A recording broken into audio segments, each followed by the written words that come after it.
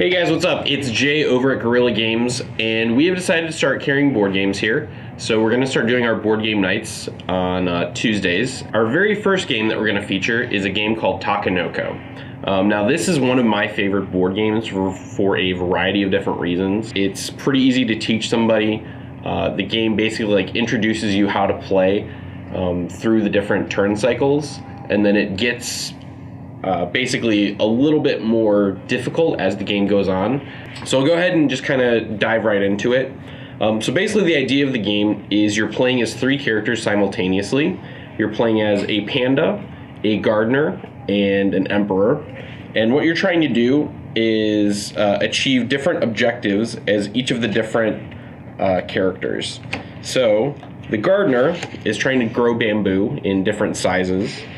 The panda is trying to eat different types of bamboo, and the emperor is trying to lay out the garden in specific patterns.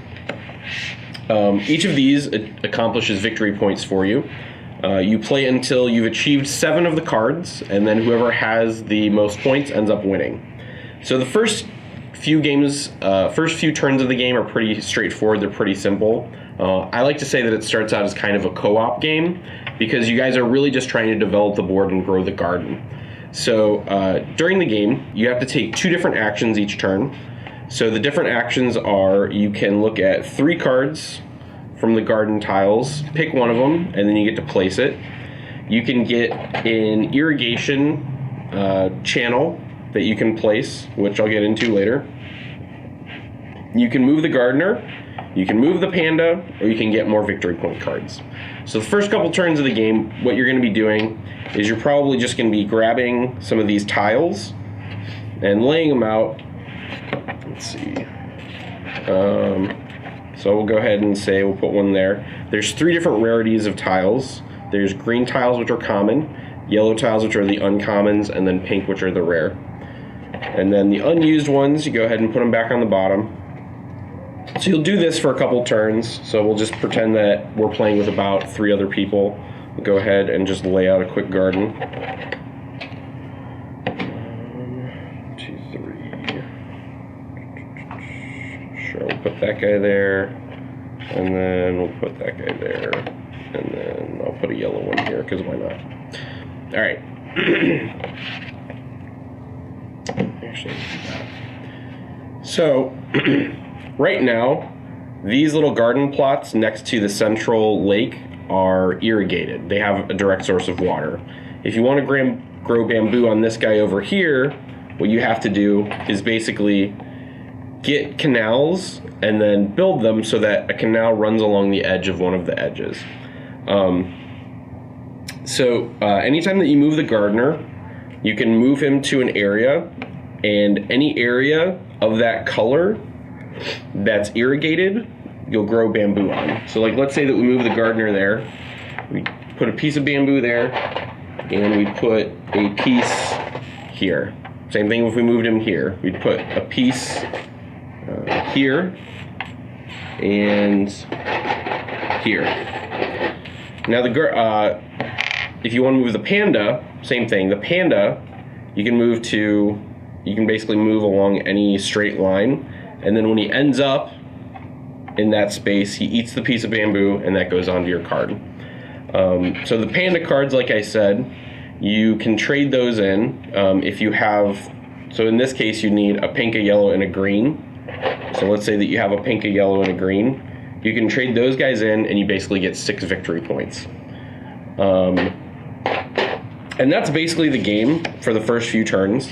On your second turn, you get to start rolling a die, and the die basically lets you take cool actions.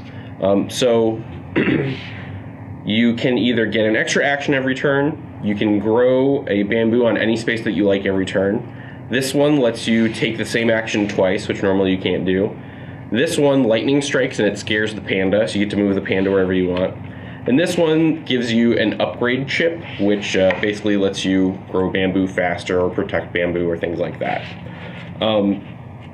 So one of the reasons why I really, really like this game is kind of as I showed you, the game starts out pretty simple. You're just grabbing tiles, you're putting them down, you're growing bamboo, that sort of thing. It really starts to like add mechanics and get, a little bit more difficult and add things as the game goes on. So it's good for people that are kind of new to board games, because it sort of introduces them to all these different ideas over the course of the game. It doesn't just kind of just throw everything at you at once. It kind of builds on it. And like I said, towards the beginning, you guys are kind of cooperating because you quickly realize, like, if you just kind of move too far away from the lake in the middle, nobody can grow anything. So you're kind of working together to make this garden. The other reason why I really like this game is it's just really colorful, and it's really pretty. There's all these like bright pinks and yellows and greens. It's got this, cute little panda figure and a little gardener figure. So I find that it appeals to a variety of different people for several different reasons. And that's why I really like this game. This game is probably, like I said, one of my favorites. And that's basically the game. Like I said, you'd play until you achieved 7 victory cards. So once you get your 7th, you get this guy right here, which the first person to complete 7 gets an extra 2 points. Then you guys play one more round so that everybody can try to catch up to him. And then at the end, whoever has the most victory points wins. So it's pretty straightforward. So hopefully you guys thought that this seems like a cool game. You want to come in and try it out. Anytime you want to come in and get a demo of it, we'll be more than happy to sit down and show it to you. So hopefully we'll see you guys around.